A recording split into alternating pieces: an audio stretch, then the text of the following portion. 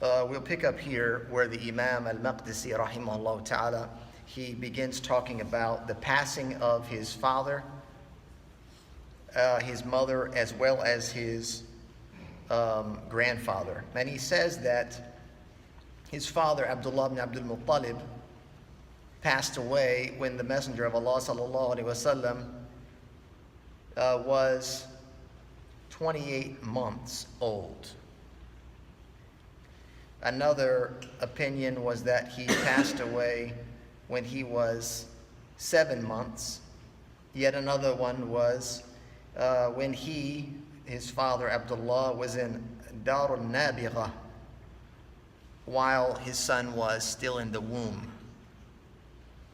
And then another opinion states that he passed away in a little town called al-Abwa, which is between Mecca and al-Madinah. And Abu Abdullah al-Zubayr ibn Bakkar al-Zubayri, who was the historian of the Quraysh, he was noted for his preservation of their tradition or of their heritage and lineage. He said that Abdullah ibn Abdul Muttalib passed away in Medina, and the Prophet ﷺ was 2 months.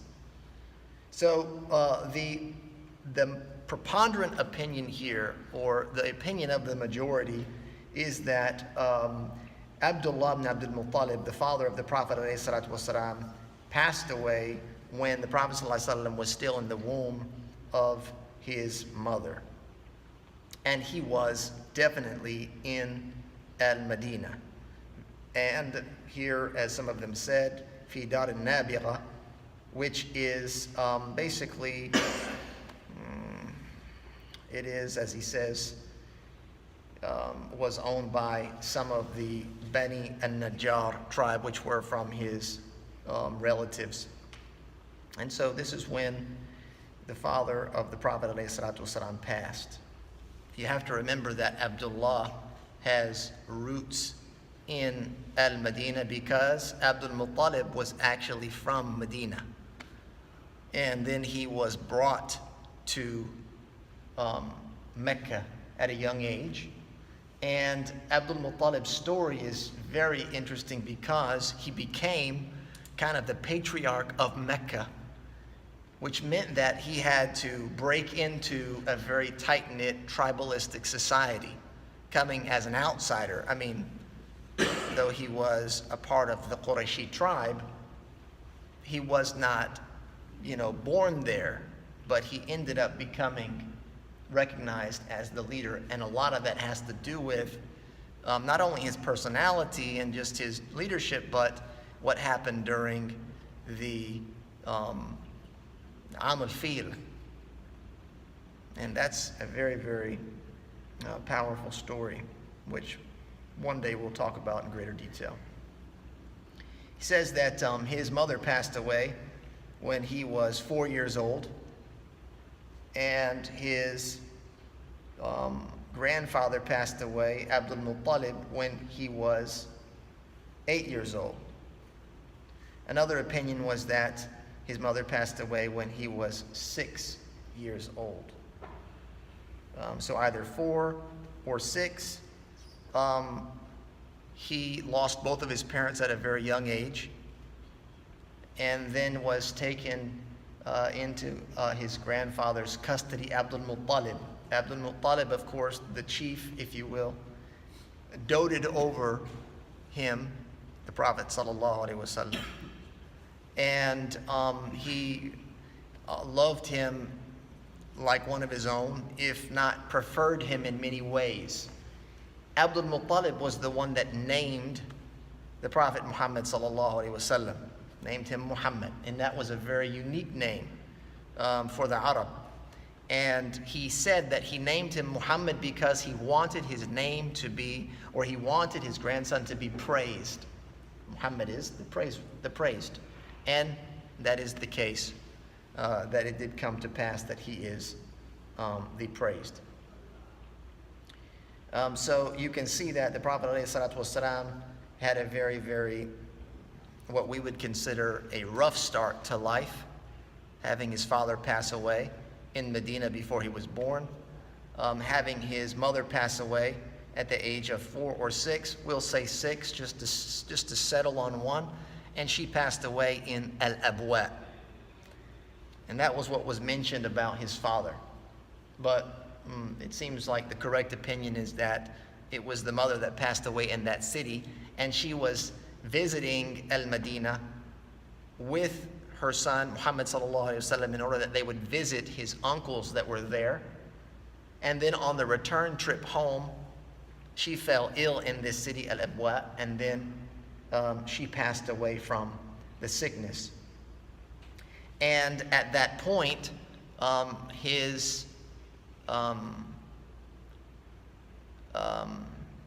guess you would say his father's bondservant, Ayman, her name was Barakah, and she took care of him.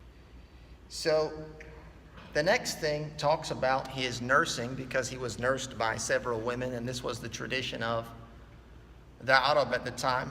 And believe it or not, nursing actually acts as a family tie in a way, that if you are nursed by a woman, then you become like her child, son or daughter, and then whatever children she has, they become like relatives. And so the Imam rahimahullah ta'ala, he says that he was nursed by Thuwayba. Thuwayba was the bondservant of Abu Lahab. We should all be familiar with that name. And Abu Lahab actually released her and freed her from servitude when she informed him of the Prophet's birth. Out of excitement and joy, he freed her after hearing such great news. And then she suckled the Prophet ﷺ. And with the Prophet ﷺ, she also suckled Hamza ibn Abdul Muttalib and Abu Salama Abdullah ibn Abdul Asad al-Makhzumi. So Hamza ibn Abdul Muttalib is the uncle of the Prophet ﷺ, but he's also the brother from nursing, as well as Abu Salama. And Abu Salama, Abdullah ibn Abdul Asad al-Makhzumi, was the husband of Salama, who after he passed away, the Prophet ﷺ married her, Salama. And so you can see the community that they lived in. Everyone was very close and familiar with one another. And also he had a brother from her, Thuwayba. His name was Masruh. And then the second wet nurse, her name was Halima bint Abi Dhu'ayb al-Sa'diyah. And this is perhaps the most famous of them. And this is the story in which she came into town from the outskirts in the Badia, and she came looking for a child to nurse. And this was a trade, believe it or not. This was a way of living, and it was a business. And so she came looking for a child to take out into the desert and to nurse. And she almost left empty-handed, but eventually did accept the Prophet ﷺ as what would be her nursing son, if you will. The Prophet ﷺ, of course, came from a very, very difficult situation where he had no father, which meant that there was no real breadwinner. And so these women that would come were looking for a job, essentially, and they were looking for a sustenance or provision. They wanted to get paid. And so when you see a woman with no husband who has a child, the assumption is she's not going to have a lot of money. And so Halima, she passed up the Prophet ﷺ. And she, too, was not sought after as a wet nurse because she was a very frail woman. And she had a son. And she could barely take care of her own son. She could barely feed him. And, at the end of the interview process, if you will, it turned out that she was also, the Prophet ﷺ was still there, and she was also left empty-handed, and she was going to leave and then decided, well, let me take this boy so that I'm not shamed by being sent away with no one. And so she took the Prophet ﷺ, and then during that period of time in her care, there were numerous miraculous events that happened. And from those was her ability to provide milk to the Prophet ﷺ and her own son in abundance, to the point that they were both very full and had more than they needed. And then she found that, when they were out there among their people, their livestock was very healthy during a very difficult year for livestock. And this was noted by the their neighbors and tribesmen, if you will, that had their own livestock that were suffering from famine and malnourishment. And hers just seemed to be so healthy and plump and ripe. And so that was because that was their sustenance, Halima and her husband, and which in turn was the sustenance for the Prophet ﷺ. And then, of course, the most miraculous of events was the splitting of the Prophet's chest when he was out there in the Badiyah. And this was when he was around 5 years of age. And he was visited by the angel who, among the boys that were playing there, opened his chest and removed his heart, washing it in a golden vessel with the water of Zamzam and removing from it a clot, which, as was said, this is the portion of shaitan. And this was done at an early age in order for the Prophet ﷺ to grow up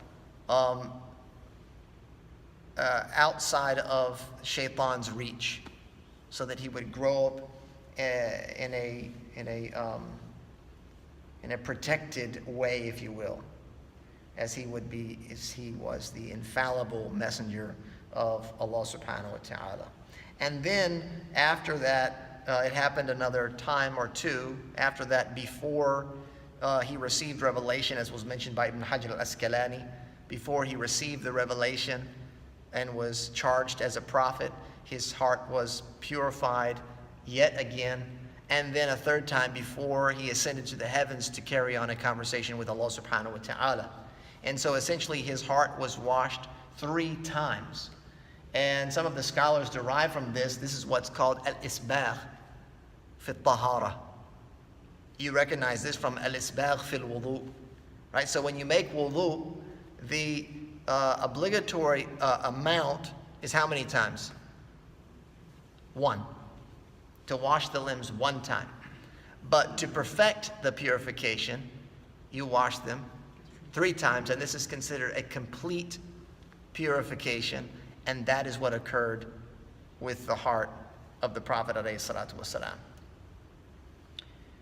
And so that's given us a couple of things to remember, right? We have when his father passed away, which we said was when? While he was still in the womb of his mother. We'll give one answer. We just remember one answer here. While he was in the womb of his mother, and he was in Medina, and then his mother passed away when he was 6 years old, and that was in a little place called Al-Abwa. And then his grandfather passed away when he was 8 years old. Okay, so there you have the death of father, mother, and grandfather, leaving him orphaned. And then the next thing that we talked about was his wet nurses, the first of them being Thuwayba, who was the bondservant of Abu Lahab and was freed upon the birth of the Prophet ﷺ. And then there was Halima, and she was his wet nurse as well. And then we also mentioned Ayman, who was his caretaker and was the bondservant of his father and was inherited to the Prophet ﷺ, and he freed her when he married Khadija. And then Ayman actually stayed with the Prophet ﷺ, stayed connected to him and maintained a very familial-like relationship until she passed away after the hijrah.